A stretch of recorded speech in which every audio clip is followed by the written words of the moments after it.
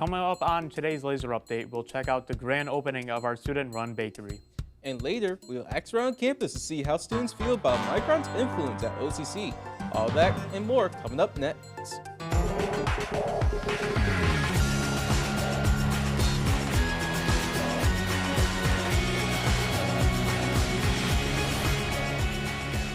Hello and welcome to Laser Update. Today is Thursday, April 25th. I'm Tom Moser. And I'm Terrell Rains. It's been a busy semester so far. How you been handling your workload, Tom? Honestly, I've been doing pretty decent. Definitely a lot better than a couple of our other students who I work with. But yeah, how about you? Pretty good, pretty good. Pretty much have like a lot of work to catch up on, but as long as you keep the balance and professors won't be like, here you go, and here you go. Exactly, yes. Well, let's get right on with it. Every spring semester, students of OCC Hospitality Program runs a bakery as part of their final class. The bakery Bechamels opened for business once again this semester. Jordan Stevens has that story. Loved by students and staff alike, Bechamels, a student-run bakery, had its grand opening for this spring semester on February 28th, and needless to say, it was a booming success. Customers showed up en masse to get a taste of the delicious croissants and amazing cinnamon rolls. The food, it's delicious, it's fresh, and the idea that it's made by our students makes it even more appealing and something that we can easily support. The shop is run by students from the Hospitality Management program here on campus. Everything sold in the shop is made right down the hall in a kitchen staffed by student chefs, who learn through practice in an environment similar to that of the industry workforce. All of this is a part of their capstone class. We basically, as part of our entrepreneurship class, are just learning to run a retail operation, checking costs, prices, we're learning to work together, making all of our products. Bechamels is open every Tuesday from 10:30 until they run out of product. It's important to note that there's a $5 minimum on purchases made with a card. For Laser Update, this is Jordan Stevens. The different programs at OCC offer plenty of opportunities for students to learn in a professional environment, and it gives the rest of us plenty of opportunities to eat good food. If you want a piece of great food made by our students, Bechamels is open every Tuesday on the first floor of Gordon Student Center, right past the Seoul office. We've already featured Professor Chris Heisler on Laser Update, but our producer Jordan Stevens wanted to ask Professor Heisler about a different part of his teaching environment. Laser Update's own Becca Porton covered English professor Christian Heisler and his laid-back style of teaching. But today, I'm here to talk to Professor Heisler about another aspect of his classroom environment, labor-based grading. Labor-based grading is a style of evaluating or grading student work that's based on the labor that they put into it. That if a student is given a certain set of requirements and they meet those requirements, even if they don't meet them exceptionally well, they would get a certain grade. Like in my class, it's a B. So if I assign an essay and I say you have to do these 4 things, if those 4 things are done, a student gets the B. The impact on students since I've adopted labor-based grading has been, I think, a pretty positive one. I think maybe the biggest impact of it has been not even related to the grade, but it makes students feel like this is a class that is designed for them to succeed, as opposed to some of their other courses that professors have set up that it feels like it's an exercise in trying to find ways to make them fail. Heisler's use of labor-based grading is just one way that he encourages students to succeed. His care for his students is clear, and Heisler says that he just wants his students to know that their best is enough. It's interesting to see different methods of grading, and Heisler seems to have labor-based grading in the bag. After the break, we'll see how our students feel about Micron. And later, we'll get a local history lesson on how karate made its way to Syracuse. All that and more coming up, but first, Open Mic Night is tonight. Stop by Laser Lounge in Gordon Student Center from 4 p.m. to 6 p.m. to check out all the hidden talents of your fellow students.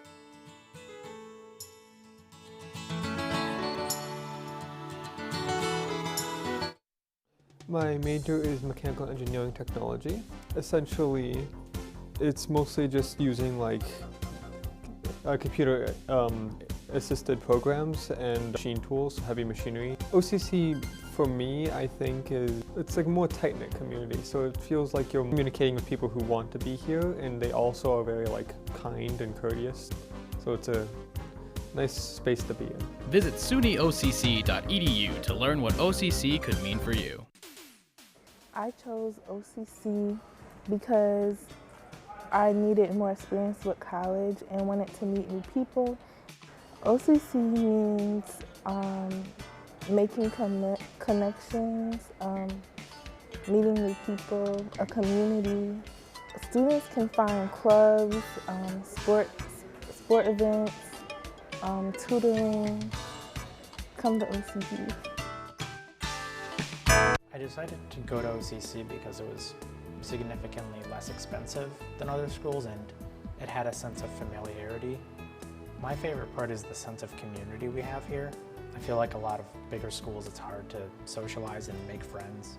It's a pretty diverse campus and a lot of people are pretty understanding, so you never feel like an outcast, which for a lot of schools isn't the case, especially with bigger schools, and that's what I really love about OCC.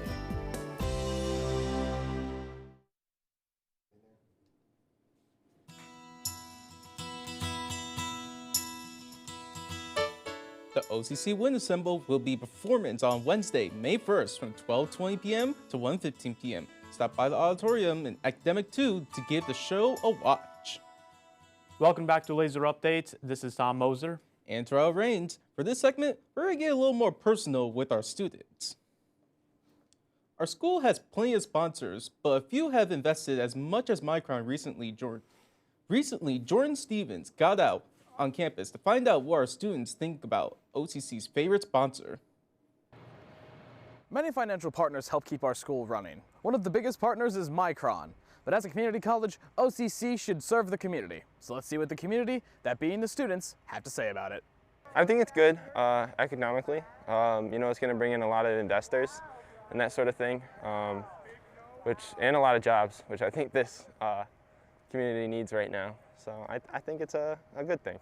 I mean, I won't be on campus once Micron starts making their influence, but I feel like it could make a really positive influence on OCC, especially financially. I don't like it at all. I'm a STEM student, and the pressure of Micron on the STEM department has really sort of drowned out the smaller majors. Well, it looks like many of our community don't have that much to say about Micron, but those who do have quite a bit to say. For Laser Update, this is Jordan Stevens. It's interesting to see how our students feel about influence of private company on our school. I guess the jury is still out whether students truly think it's good or a bad thing. The Seoul office is constantly looking for new ways to engage students in the OCC community. Recently, they organized a nature walk to help students distress before finals week. Kodak Trombley joined them for this scenic event. With finals week fast approaching, OCC's Seoul office has been planning events to keep students relaxed and ready for their big exams. Even if the skies are gray, our Seoul officers are doing their best to keep things sunny. What we're doing is one of our events for this month. It's the nature walk. We kind of just wanted to have an event for students, kind of get them out of their headspace, especially with finals coming up. I know I'm currently procrastinating doing my homework, so it's just a fun way to get out, get outside, see the sun that Syracuse has to offer. Lauren Lundrigan, OCC Engagement Coordinator, wanted to get students moving and keep their minds active while still showing off our beautiful campus. So I'm actually in graduate school for physical therapy, so one of my inspirations was just kind of the importance of exercise and getting out and kind of moving, and that's something that can really help individuals de-stress, and like Elizabeth said, finals are coming up, so just kind of a way to get outside, get moving, and that was kind of the inspiration. Wishing you happy trails and finals good luck, I'm Kodak Trombley for Laser Update. It's nice to see that despite the bad weather, students still made their way outside for a nice stroll across campus. That's it for this segment, but we're not done yet. Up next is a history lesson, but I promise you it's about something cool. That's right, Tom. In the next segment, Jordan Stevens teaches us about the secret history of Syracuse Karate. But first, here's something else Jordan does. Are you still riding Hype Train from the Fallout show? Are you eager for some more old-fashioned music? Then you should tune in to Basement Boys Retro Rewind on Supermix for a full hour of music from the 1940s to the 70s. The show will be from 4 p.m. to 5 p.m. on Thursday, May 2nd. Catch it on the TuneIn Radio app or on Dorm Channel 15.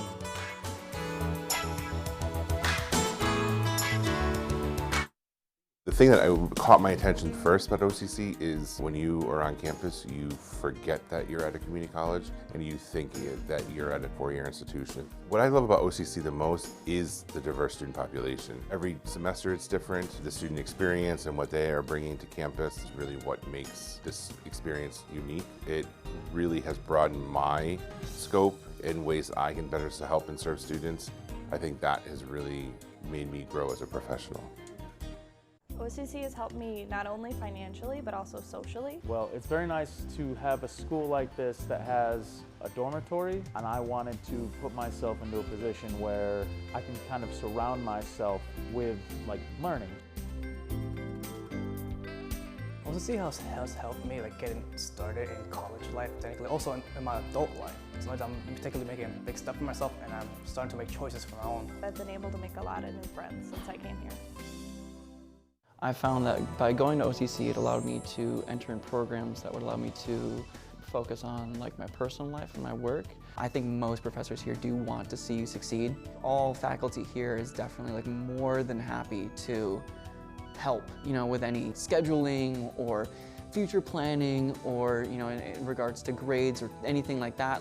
I find most professors are more than willing. I could realistically recommend anyone to attend.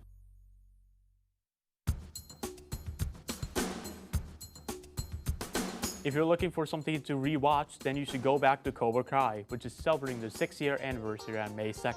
This epic martial arts show is a direct sequel to the Karate Kid movies and follows Johnny Lawrence, the antagonist of the first Karate Kid movie, who's all grown up and opening his own dojo. You can catch this modern classic on Netflix. Welcome back to the final segment of today's Laser Update. We heard about our students running bakery and learned about labor-based grading, but I hope you got a little bit more space in your head for learning. Of all the martial arts in the world, karate is probably the most well-known. But did you know that karate actually has a special connection to Syracuse? Jordan Stevens is here to give us a history lesson on the subject.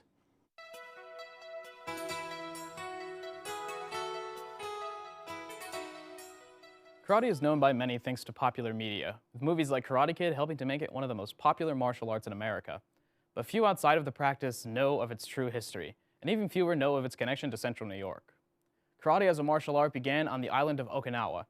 Karate's exact origins are hard to pinpoint, as much of its written history was destroyed when the United States invaded Okinawa during the Second World War. However, we do know for certain that it came from Okinawa, and was likely inspired by several different martial arts. In its earliest stages, the art was known simply as te, which means hand, a form of closed-hand fighting created by the Okinawans. A heavy influence also came from Chinese martial arts, including Tode, a form of Chinese boxing. Eventually, in the 1920s, the name would change to Karate Jutsu, meaning Chinese hand art. This change came into being from another way to pronounce the Chinese character for Tode, which was Kara. Later on, it would be changed by Genshin Funakoshi to Karate Do, using an alternate meaning for the Chinese character Kara, meaning empty, translating to empty hand. The Do means way or path, and is meant to represent the philosophy of karate. Karate, as it's known today, has several different styles, each stemming from the same Okinawan origins. It's nearly impossible to go over all of them, but some of the most important styles are Shotokan, founded by the already mentioned Master Genshin Funakoshi, who is known as the grandfather of modern karate, and Goju-ryu, or hard soft style, founded by Master Chojun Miyagi. Karate was eventually brought to mainland Japan in the 1920s, when masters like Funakoshi came there to teach, and from here it was able to spread throughout the world. Following the Second World War, karate found its way to America through way of U.S. Marines, who picked it up during their time in Okinawa. This deep connection with the Marine Corps was actually what brought karate to Central New York. Karate in New York can be traced back predominantly to two men, Master Pete Masakio and Master Frank Van Lenten. In the 1960s, Master Masakio opened the first karate dojo in Central New York, in Syracuse.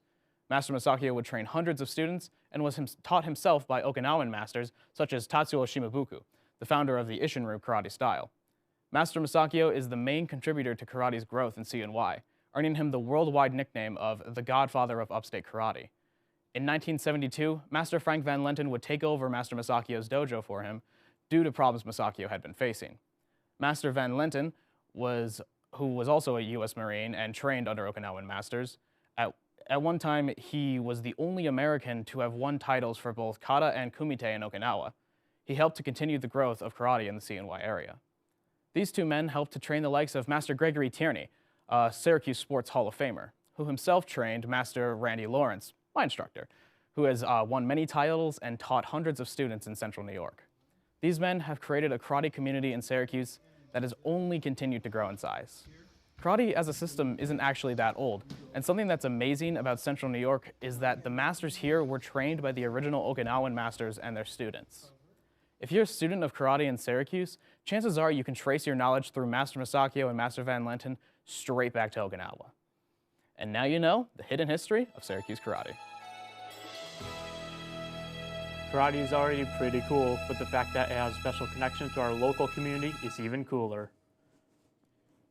Well, folks, that's all the time we have for today. We hope you enjoyed our show today. You can catch more laser updates Tuesdays and Thursdays by searching Ondaga's Campus Connection on YouTube. We hope to see you next time. Until then, I'm Tom Moser. And I'm Terrell Rains, and I'll see you next time, folks.